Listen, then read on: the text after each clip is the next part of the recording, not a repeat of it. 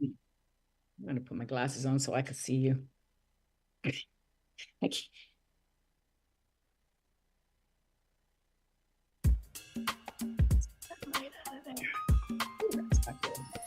Welcome to The Actor's Choice, where the actors and actresses have a chance to talk about themselves and their careers. Join us now for the next hour as we explore the marvelous industry of acting by actors and actresses from today's exciting show business world. And now, direct from Hollywood, here's your host, Ron Brewington. Hi, everybody. I'm Ron Brewington, and welcome to The Actor's Choice. Roll it, Tony. We have the nanny cam footage. Alice, turn that off now, please. Why? It's almost over. Now, please, just What? turn it Finding off. out who did it and the Wi-Fi sucks in my room. Turn so it doesn't off play. It's now. Like 2 minutes left. Alice! What? There Off! isn't even anything bad on it. It's just normal TV They're and they're just talking talking. murder on Normal it. TV, Your they're just sister talking. just had a friend she loves slit his throat open and she doesn't need to be hearing that right now. Let's be sensitive. Yeah. Lawyers, we're here. Ladies and gentlemen, my first guest today is a veteran Cuban actress, producer, and director. She's worked tremendously and steadily on television, in movies, and on stage. Yes. Over her career, she's played a wide variety of roles, as well as producing film and directing for both the stage and screen. Ladies and gentlemen, please welcome Marlene Forte. Greetings, Marlene, and welcome to The Actor's Choice. Yes. How you doing? Look at D-double-O-D today. All right. You familiar with that G-double-O-D? What is it? Good. Good indeed. Oh, yes. Oh, I like it. I'll throw another one at while you hear. This, you know what this is? Yeah, it's a phone, or it's it's our lifeline. I don't know. Yes, it's a second brain. It has information. You need information, go there. It's my first learned it in the brain. teaching arm. First of all, where were you born at? I was born in Santiago de la Vega, Cuba. Aha. There's a picture right there. It's kind of like bridge and tunnel to Havana. Yes. We just showed you a picture of it, so it takes you back in time. I saw that. But I understand you were born there, but you were moved on to someplace else. I'm a Jersey kid. I want to say something about that. Not Miami. Oh. Jersey had a large Cuban population. It was the second largest Cuban population next to Yes. Miami. I understand they call you a bridge and tunnel girl. I call myself that, yeah. I'm a bridge and tunnel kid. Oh my goodness. 1991. This was your first IMDb film credit. It was called The Bronx War. It was. Joe Vasquez, may he rest in peace, was the guy who gave me my first break. All right. Yeah. Yes, indeed. Way back, yes. I can't even believe it was that long ago, because I mean it was credited in 1991, but we shot it in the late 80s. Oh, I'm sure. Yeah. Oh, yeah. So you got to add a few more years to that. While I'm thinking about it, you have a website, marleneforte.com. Folks, Yes. Get on it, please. Knock on that lady's door. Photos, clips, reels, contact, all kind of information is there. We have a video, one of the videos that we're going to show in a few moments. We took it off of there. You can download my stuff there, and I think it's a nice, easy way for people to see my work, or if they need to contact me or anything, that's the easiest way. Okay. You were the founding member of Labyrinth Theater and Company in New York City? Labyrinth Theater Company, and Labyrinth with capital L-A-B. The reason it stands for that it's in caps, it's because at the beginning, it was called the Lab, the Latinos Actors Base. And we were just kind of sick and tired of hearing all the time. It's during the time of the Perez family that was coming out. And even though Marissa Tomei did a lovely job, there were all these Latinos that didn't even get a shot at it, aka me being Cuban. So, we just got sick of it. And Max Ferrer, another one of my angels up there who ran Intar, gave us a space and said, it was one of the two primary Latino theaters of the time, which was Repertorio Español and Intar. And he gave us a place, 52nd Street, little rat-infested warehouse that he had been using on 52nd between like 10th and 11th or 11th and 12th. Nobody wanted to go there, but we did. And we started a group. We'd meet every Wednesday, and we just wanted to create a group of actors. So the next time the next project came up and they were like, well, we just can't find any Latino actors, we'd say, how about Labyrinth? How about Lab? Later became Labyrinth when we were always kind of multicultural. It wasn't exclusively Lab. So then we thought, okay, we have to find a name that's more inclusive, and Labyrinth is. You were there, what, 30 years in that lab? It was I call it my MFA. I worked with them pretty diligently the first 4 to 5, maybe even 6 years that the lab was going on. And then I came out to LA to make some money. And I would go back and do the summer intensives with them. And it's like the group of people that I didn't have money or time to do an MFA in acting, but I was blessed to find this incredible group of actors that are still working. Judy Reyes, Gary Perez, John Ortiz, Phil Seymour Hoffman, Sam Rockwell, Yul Vasquez. I mean, these are all of us, this group of actors that we did it. We created a space, and If you are charged with a violation of Penal Code 647A, commonly known as lewd conduct, how do you wish to plead? The human body is beautiful, Your Honor. You see a movie right now. This is one of we took. This is the one we got out of your website. Would it matter if I said this no? was Lincoln Lawyer. Do you know what Yes, this Lincoln is? Lawyer. Yeah. It's That's my you. docket That's for you, today. the lady in black on. Miss Wagstaff, keep your Yeah, damn that's top on Judge from now on. Menendez. She Charge don't play. dismissed. Yes. No, she won't play. When you came here to Hollywood, like you say, you came here for a reason. Folks, this lady has over almost 125 IMDb credits. And you know what they say when you get up that high? We call you veteran, number one. And number two, we say, not bad. Not bad. Not bad. It's so funny. I was kind of looking forward so long, and just kind of on that train and trying to work and trying to get better all the time, that I remember when I stopped at one point and I was like, wow, that's a lot of credits. Yeah.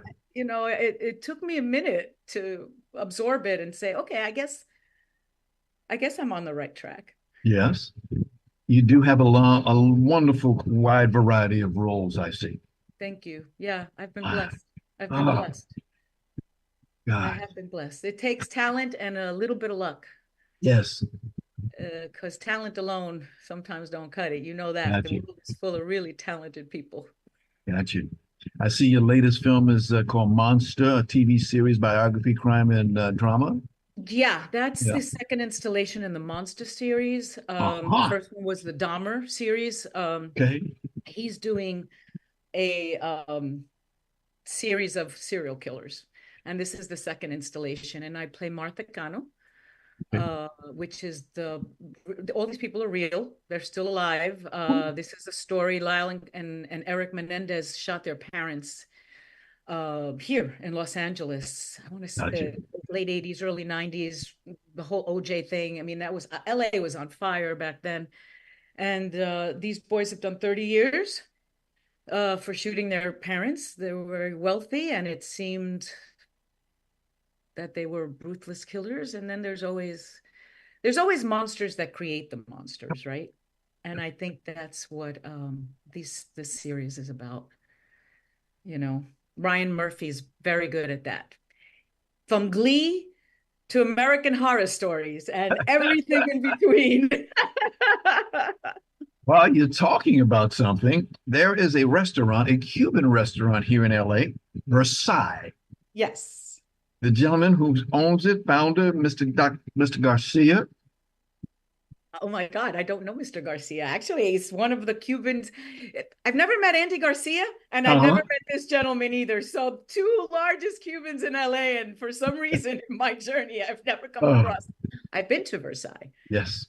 But I have never actually met them. Mr. Garcia, yes. Yes. I've never met Mr. Garcia. He'll have his sons and his nephews. Garcias. Yeah, Yes. They've got like 3 of them now, right? Or 2? Yeah. The one in Venice and actually, it was up to 5 if you're talking about number. Yeah. Yeah. But I think it's are they still? I Did they think make? he's at 4. I think Yeah, he's at 4, 3 or 4. I only know the two. The Right. one that used to be on La Cienega. Is it still Yes. there? Yeah, that one, and then the one down by Venice, Yes. I which remember is one day I was in there. I go in all the time, and he was in there, and he had chicken. I said, Mr. Garcia, you give us all this food for nothing. Next time I came back, he had jacked the price. I said, Mr. Garcia, I was only joking. you see? Sir, I was Well, only Cubans like playing to with eat. him. We like to eat. So if we're going to go out and spend money, Wow. we expect abundance on the plate. Wow. My goodness. Mm-hmm. You are, let's see. While I was reading your bio, I ran across the following info. You ready? Mm-hmm. But your best production to date remains your daughter, Giselle Rodriguez. She Rodriguez, is. who you credit for saving your life. Yes. Explain that, please. Well, I was 19 years old. Uh-huh.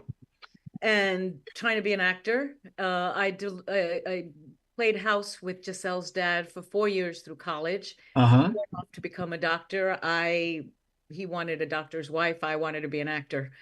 So we took off, and by the age of 22, 23, I was a divorced woman with a 3-year-old.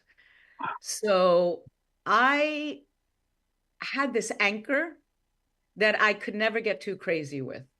I always, especially at that age in New York, in the theater, crazy, right? And I was just like, I can't go out that later. I've got to pick up my daughter tomorrow. So she was always the anchor. So she saved my life, because I know that any little thing can change your trajectory. And even though I did not want to be a mom that young, and it was the last thing I was expecting, the universe always gives you exactly what you need when you need it. Gotcha. And I exactly needed her at that time. Gotcha. To keep me grounded. So yeah, my company's called Best Production to Date, and she still is. I may All have right. written some odd credits on IMDb, but that first one, that's the one that's carried me through. All right. I don't have a picture of her, but we do have a picture of your husband. I saw him pop up Mayor. there. Yeah. Yes. That was my third husband. Yes. I never thought I'd get married again. A handsome young man. He swept me off my feet.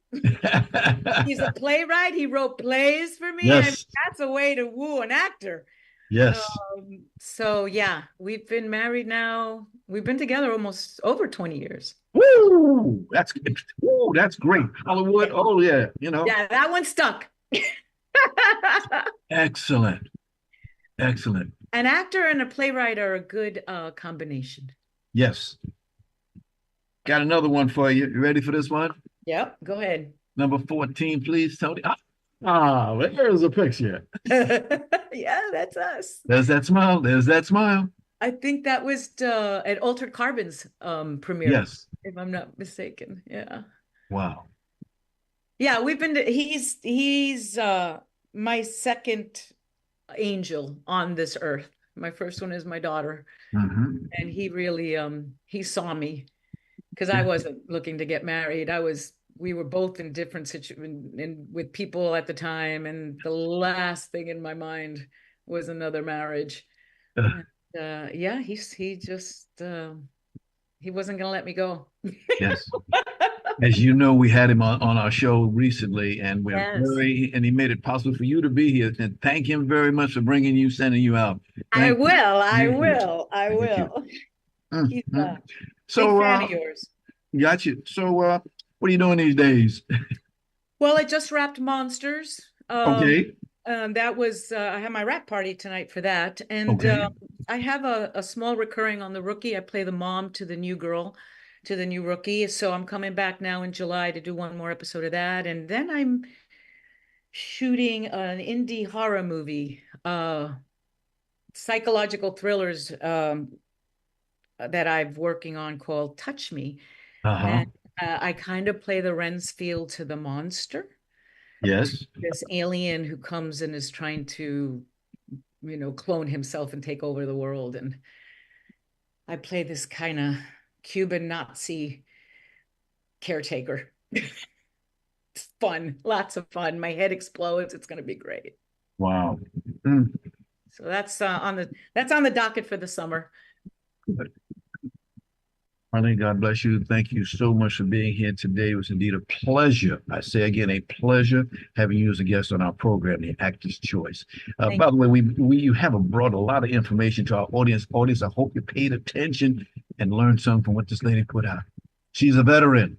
She's a veteran. I don't know when that happened, but yes, I am. Yes, you am. You too, sir. What a pleasure to be here, and thank you for asking me to join you. We'll bring you back again, indeed. Soon. Ladies and gentlemen, Marlene Forte. Un beso. Yeah. Ciao. This is the Actor's Choice. I'm your host, Ron Brewington. Roll it, Tony.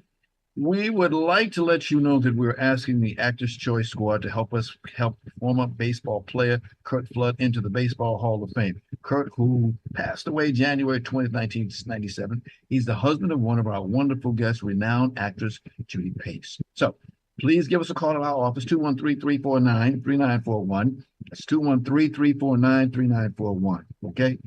We sincerely thank each and every one of you for being a part of this magnificent award for a great baseball player. Okay?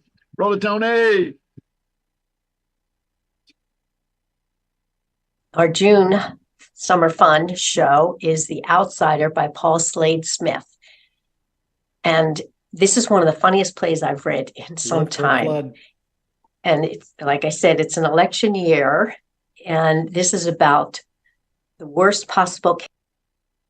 Ladies and gentlemen, our next guest today is a fella who loves to be on the stage. So does the love being on the stage. He's returned here to the ITC, a well-known theater center located in Long Beach, California. There was a lady, you just saw her picture. She's the lady who, her name is Karen Desai. She's the lady who runs that organization. Am I right or wrong, sir? You are absolutely right. Karen Desai is the artistic director of the International City Theater in Long Beach. Wow. Wow, what a lady. She does it all. She is an amazing person. Yep. Well, ladies and gentlemen, the gentleman he's standing right now, his name is Stephen Rockwell. He's an actor. He's a director. He's also an educator. He educates people, okay? Okay. Well, folks, please welcome Stephen. Good to see you, man. Thank you. Tell us where you're from. Where you from? Where you came from? I'm originally from Boston, Massachusetts. Boston, Massachusetts. Yeah, I grew up in Rhode Island when I was young and got to have the New England experience. So then by that time in your life, a bug came along and he bit you. Oh, yes. To make an actor out of you. I got it bad. When I was in school, I got into some drama as a young person, and I met a lot of amazing people and had some amazing experiences. And, you know, once you feel that feeling, it's hard to not want to do that for the rest of your life. Wow. Wow. Do you recall the first time you stepped on a stage, sir? Yes, I do. I was in the 7th grade. It was a play that the junior high school was doing a play, and I just mustered my courage and I went and auditioned. And then I remember waiting to look at the casting list, how nervous I was, and my name was on the list. It was one of the most exciting moments of my life. Wow. That was good. What we're about to show you is your first IMDb TV series that you did. A little movie called Third Rock from the Sun. Yeah, when I first moved to Los Angeles, that was my first professional television job. And I'll tell you, John Lithgow, one of the greatest, sweetest, nicest people I have ever known. Gracious and kind and talented and funny. And it was really an amazing experience for my first TV show. Wow. Now, you've been back and forth at ITC. Tell the folks what is ITC? It's actually ICT, International City Theater, because Long Beach is the international city because of the port and all the boats that come and go, and also the Navy base. Which is Navy. I was stationed there, yes. Oh, well, thank you. Thank you for your service. On the battleship, BB-62. Well, that's fantastic. Yeah, thank you. Anchors away. Hey, anchors away. Yes, indeed. But there's a beautiful place down there. It is a really beautiful place. And the theater is a gorgeous theater. It's part of the Long Beach Performing Arts Center, the Beverly O'Neill Theater. It's a lovely space. I've been very fortunate to work down there a couple of times. And yeah, it's really worth it. You come down, have a nice dinner, catch a show, or come for lunch on the matinee and see a show. It's really a great experience. Wow. Glad you said that because we got a couple of times that you were down there. Yanya, Sonia, Masha, Spike. Yes, Vanya, Sonia, Spike. There we are. Yes, it's a Christopher Durang comedy, and I had a great experience working with that. That's Leslie Stevens and Jennifer, terrible with names, Jennifer Parsons, and wonderful friends. And yeah, it was a great experience. Wow. Wow. Here's another one. You played the role of a rabbi. I did indeed. That was a new play, A Splintered Soul, therein with my friend Louis Latorto. That was a really wonderful experience about Holocaust survivors who came to the United States as immigrants and tried to start a new life after going through, horrible trauma. Mm-hmm. That was fun. That was fun. Both were really great experiences. And that's the wonderful thing about experiences. You come from one, as we say, out of one bad thing and back into another. That's how, and you gather all this stuff. I call it the 3 E's: education, exposure, and experience. Get out there and learn something. Oh, I like that a lot. I like that a lot. You can take it home with you. That's education, experience, and exposure. The 3 E's. I will quote you. I will credit you for that great. Oh, no problem. Please. I'll send you a copy of the show and give you a credit IMDb, and you can take it right from there. Yeah. Great. Thank you. Okay. We just showed just a touch of what you're getting ready to do right now called The Outsider. Correct. Can you please give us a synopsis? Sure. What that was. Sure. It's a really funny comedy. It's a very, very funny script. There's a lot of wonderful, wacky characters in the play.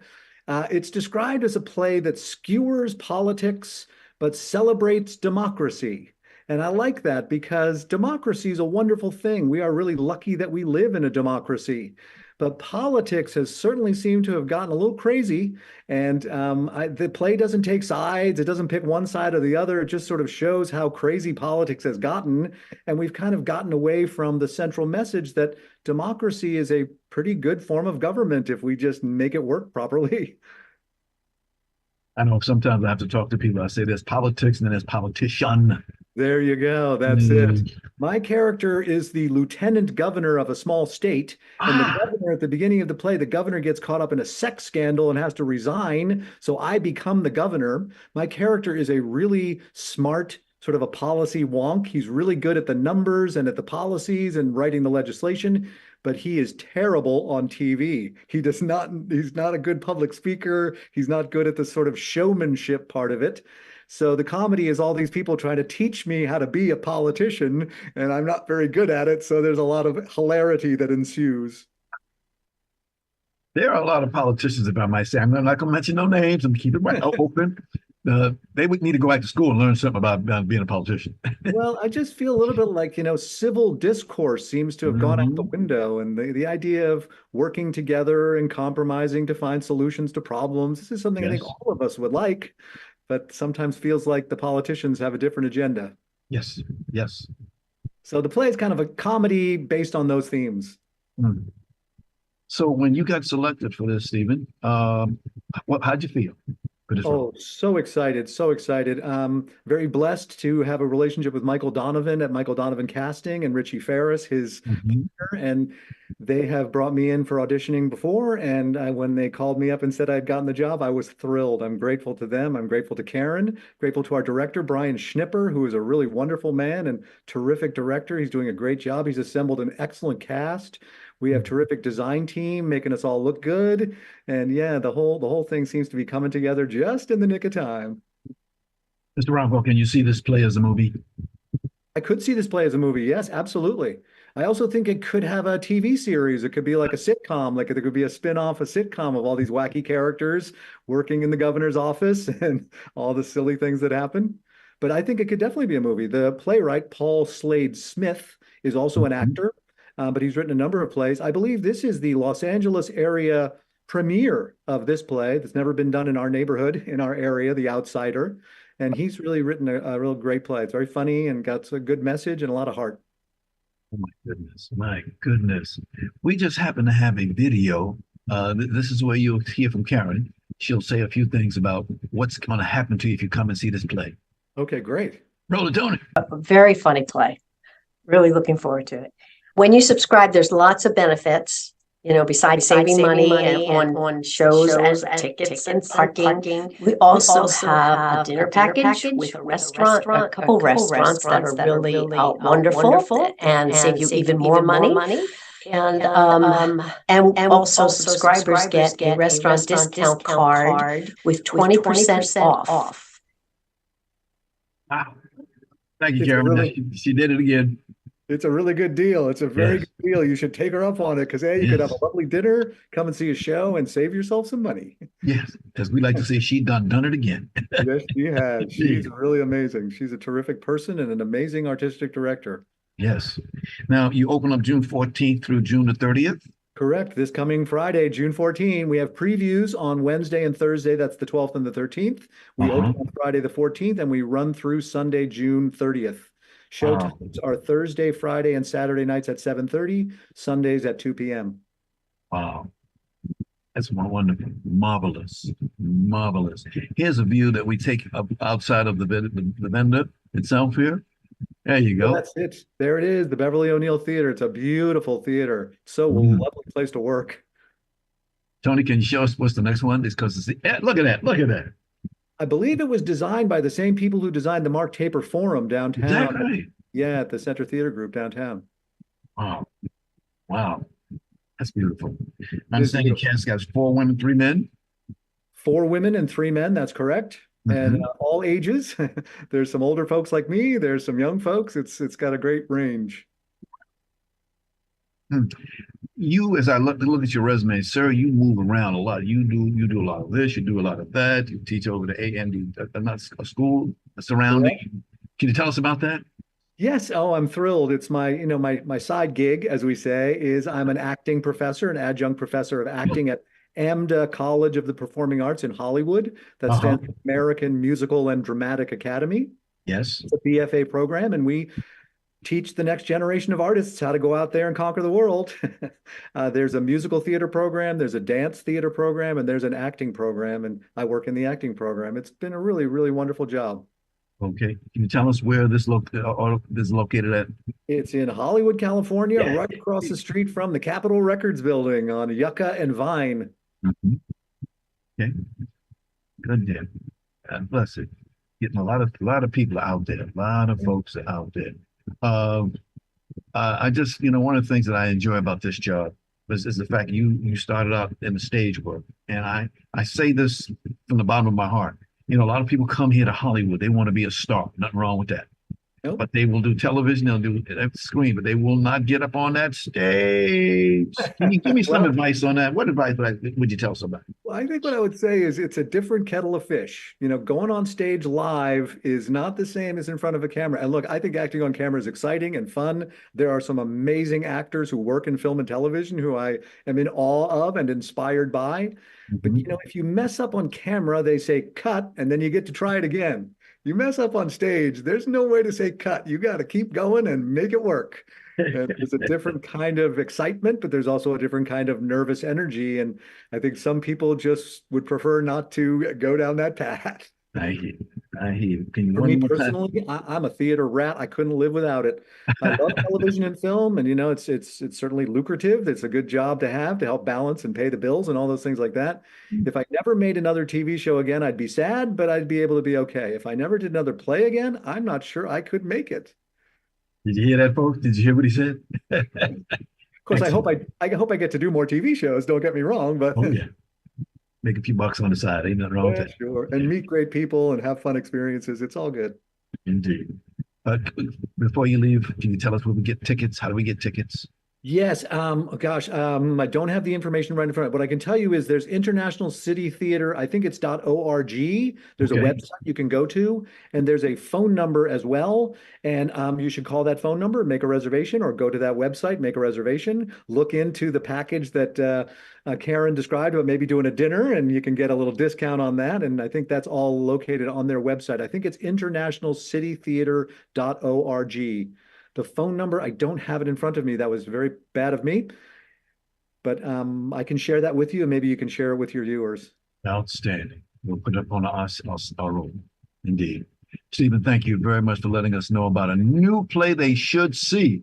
I always like to say when you go and talk about a stage, break a leg. Oh, thank you, Ron. Thank you so much. Thank you for having me on, and thank you for telling people about our work. Without an audience, there's no theater. If people don't come to see, then we don't really get to create theater. So we really would love to have all folks who are watching come and check it out, and we hope you enjoy. Please thank your publicist, our good friend, Lucy Pollock. I will indeed. Lucy is great. Okay. For you, sir, personally, break a leg. Break a leg. Thank you so much, Ron. I really appreciate you having me on, and thank you for your support. Indeed. Ladies and gentlemen, Stephen Rockwell. Thank you. Take care. Thanks. You bet. This is the Actors Choice. I'm your host, Ron Brewington. Roll it, Tony. We've all heard the evidence. The prosecution would have you believe that John Porter didn't love his wife. Yes, he had an affair, but he didn't kill her. Infidelity does not equal murder. If it did, how many of us in this very court could also be tried and convicted of murder? Charlie, what do you see when you look at me? A sweet face? An innocent girl? A pushover? Who was that pretty lady we just put up there on the screen? Who is that lady? Indeed. As they say, there's an old saying that says, the next guest today, never judge a book by its cover. They always say that. At first glance, the guest appears to be an attractive and talented entertainer. What is more, less than more than she's focused, she's organized, she's intelligent, as you'll see, as you'll find out today. She has a plan to create positive social change through performing arts and entertainment. Ladies and gentlemen, please welcome actress, writer, and producer, Amber Nicolle. Thank you, lady. Look at you. Wow. Thank you. Thank you for having me. Wouldn't have it any other way, my dad. Wouldn't have it any other way. First of all, where were you born? I was born in Redondo Beach, California. So you're right here in California, okay? Yeah, and I stayed in the San Fernando Valley for the majority of my life, so I'm a true Valley girl at heart. All right. What made you get into this business? My mother, actually, this is what she was doing, back in her heyday, and she was actually up for the roles to play in a different world, but Don Lewis ended up getting the role. And ever since then, just watching her be in her element, I just decided to follow the footsteps. So originally I was into basketball. I just knew I was going to be in the WNBA, but I ended up changing just different avenues my senior year of high school. Can you tell us her name, please? LaWanda Colvin Lewis. Hey, all she right. goes by Pandy. That's her nickname, Pandy. Yes, yes. Excellent. Hey, give her my best, please. Please give her my best. I will. Back in 2014, you did a film called The Voyeur. Remember that one? Yes. Tell us. It was a really, really good one. It was a very intense role that I played, and I'm always honored when I'm able to play different characters, and that's just something that I was fortunate to do, and I'm grateful for it. And shout out to the cast and crew. I still talk to them still to this day. So yes, yeah. Got your SAG after eligibility out of it. Got something out of it. Yes, I have been sitting on eligibility for quite some time, so I'm ready to join and, get with the big leagues. So I've served my time. Yes. As looking around, I see that you in 2019, fast forward a little bit there, Treyazon. Can you tell us about Treyazon? So Treyazon, it is enunciate Treyazon. It means betrayal in Creole. And it's a story that I wrote based off some of the dealings that my father used to do, and I wanted to create something interesting, based around his life. And that was my very first project that I wrote and produced, and it's still going and made it on Tubi and Amazon Prime, and we're gearing up for different episodes. So shout out to director Mark Ridley and to the cast and the crew with them too, and we're just ready to get rolling with that. Sounds good. We got a roll. Here's one for you. Roll it, Tony. Ulayal asaki layal.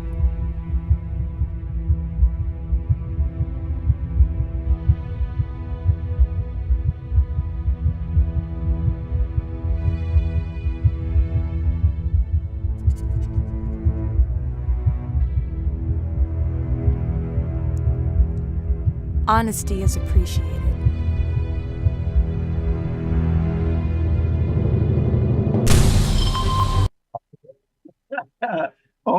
I think you're not going to, we call that one oops upside your head. I didn't even hear it. Yeah. Yeah, when you take it on, we'll send you a picture. You'll see all the voices in there. Oh, Lord. Okay. Marvelous, marvelous, marvelous. There's a guy that you work with. You know him real well. Good friend of ours, Mark E. Ridley. Yes. Suave Yes.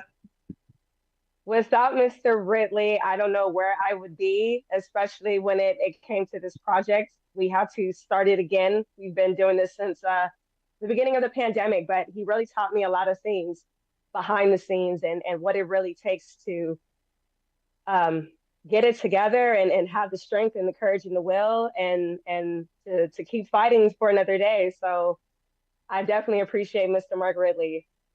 Wow. He definitely keeps me on my toes, that's for sure. Indeed. I know he's probably looking at this right now. We told him, he knows that you were on the air today, so he said, yes. Yeah, he's there. Take care, Mark. Yeah. Hey, Pops. Yeah. We got another photo. Here's a picture of your whole cast. Look at all those people and that beautiful lady in the middle right there. Who that? Who that? Oh. I am very, very grateful for all of them, and they have literally are now my family, and I love all of them dearly. So I can't wait to get back into the studio and create more magic with them. Wow, indeed, that is beautiful. Any advice that you would give to people who want to be a star? Lack of a better word, star. You know what?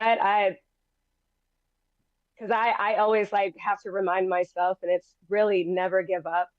Keep going, even when there are times where it's questionable. Like I'm not knowing where my next direction is, and when is the next gig gonna come. But I'm here to say, keep fighting, keep finding ways to just be proactive, and it'll keep coming to you. The more you keep going, the more results that you get. So never give up.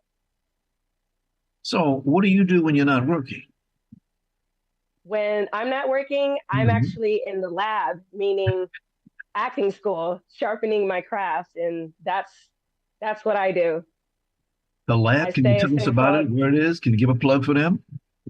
Yeah, it's called the Actors Lab. It's located in North Hollywood off Magnolia. Casey Lee, shout out to him. He's a phenomenal teacher. Every Sunday, there's 2 different courses, but he really dives into the artistry and really work on making you the great performer and really diving into that and being all the way committed into those characters. Like when you're getting out there, yes. Absolutely committing. So shout out to him, shout out to all the students there, and yeah, just keep going, find ways, write. That's what I do. Outside of that, I'm into the sheriff world, so that's a little bit outside of the acting world. That's what Amber is doing too. Okay. Because thoughts about AI, artificial intelligence, what do you think about that? You know what? To my understanding, I am still trying to get more knowledge of it, and I'm not against it, but I'm still just trying to give it a try and see where it goes, if it is going to be beneficial. So that I don't have much knowledge on that. I'm trying to understand it. Yes. So what are your thoughts on that? Well, it's about money. Everything's about money in this business. Yeah. And if somebody's making money off of you or me or anyone else and doing it illegally, I don't like that. I mean, remember, it's hard enough getting a job. No, that's true. That's why I just I actually want to really dive in and to understand it more, what exactly it is, per se, and if this is going to be beneficial, if it's not going to be beneficial. And things are just forever changing in the industry. So it's just something of just trying to, roll with the punches, but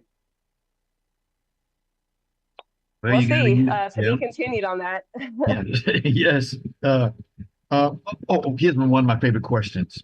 When you're on a set, what is your favorite location when you're on a set? Where is my favorite location when I'm on set? Yes, ma'am.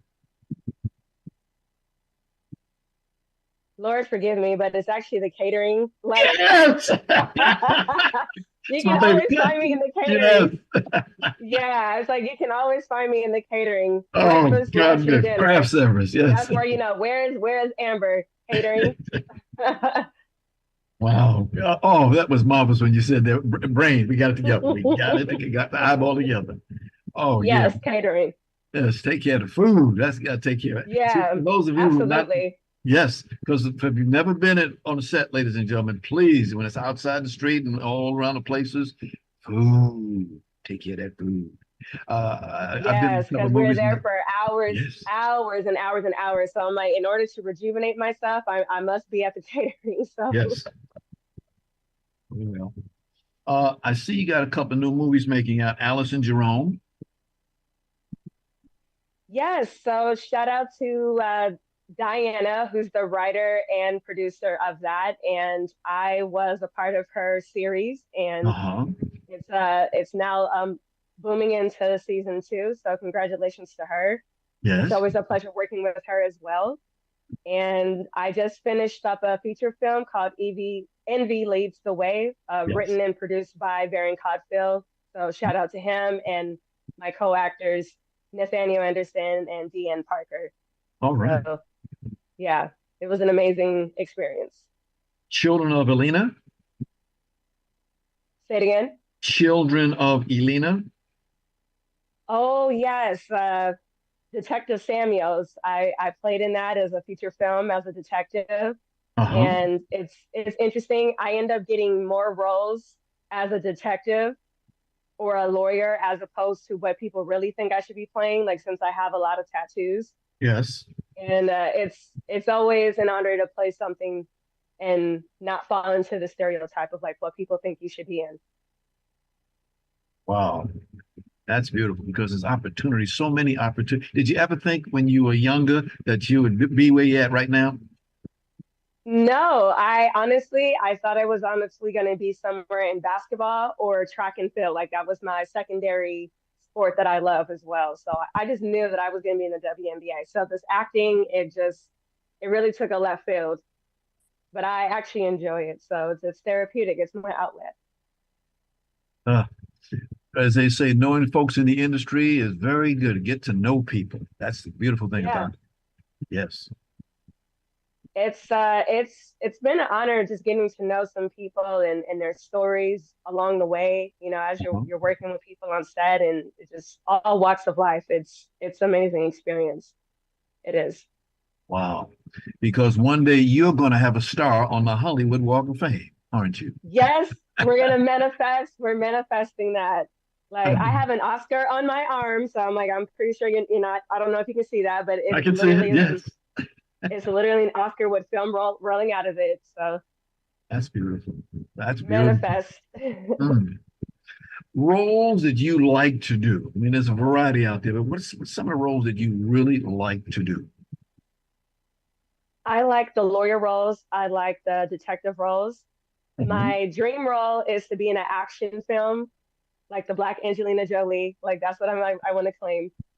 I want to do an action film, and I actually want to do a horror film. Uh-huh. So those are some of the roles that I would love to play and that I have played. Those are my ultimate favorite.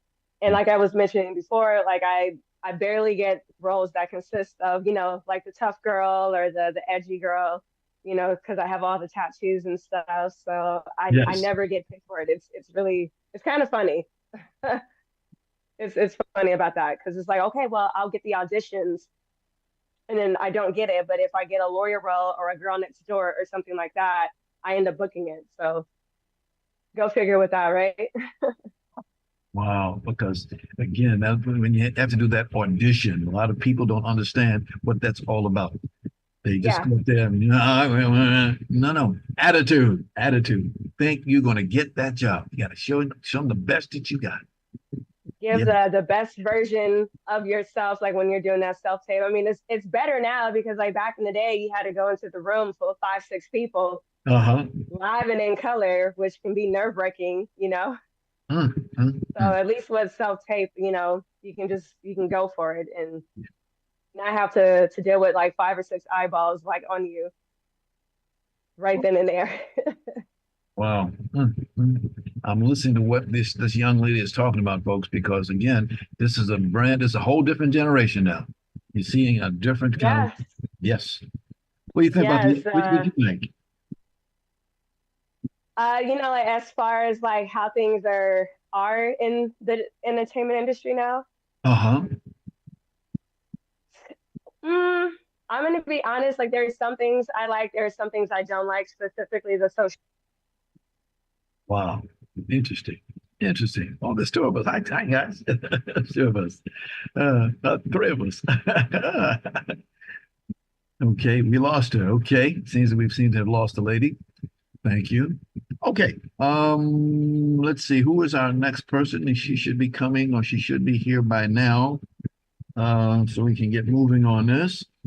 But folks, every day, we want to thank many folks who watch us every week, and we most appreciate that. Okay, so I hope she pops back in. Okay. But we want to thank everybody. As you know, recently we celebrated our 400th episode, and it wouldn't be what it is without good folk like you who look at us every Monday at 11. Oh, there she's back. She's back. We're back. We're back.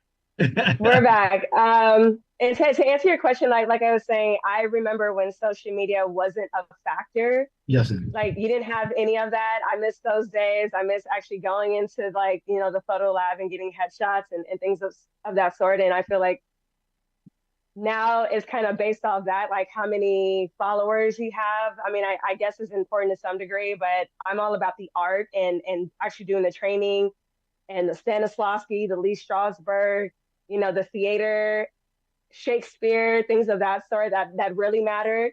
You know what I mean? And it feels like when you go to these auditions, like all of that just goes out of the window, and they really just care about like, oh, she's got 2.6 million followers. Let's just automatically like pick that person, which is, it's not coming from a hating standpoint. It's just, yes. That's wild. Like they'll pick someone who has no knowledge of the art, but you'll leave the one that really values the art and the craft of it without the 2.6. So I think it's interesting.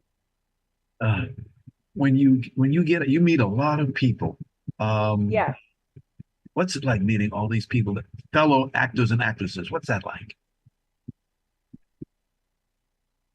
For the most part, it's an interesting experience, and I mean that in the most positive way. Just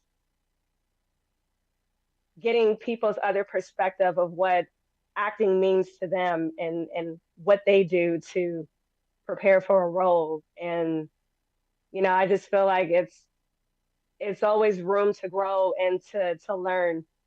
That may be something that you're not getting. So I just think you're always growing, you're always evolving. And when you're meeting people, and you can either, take it as a lesson applied, or take things with a grain of salt. It can go either way, but for me, I find it to be an interesting experience, and I'm like, okay, I feel like I'm just learning and evolving every time that I do meet someone.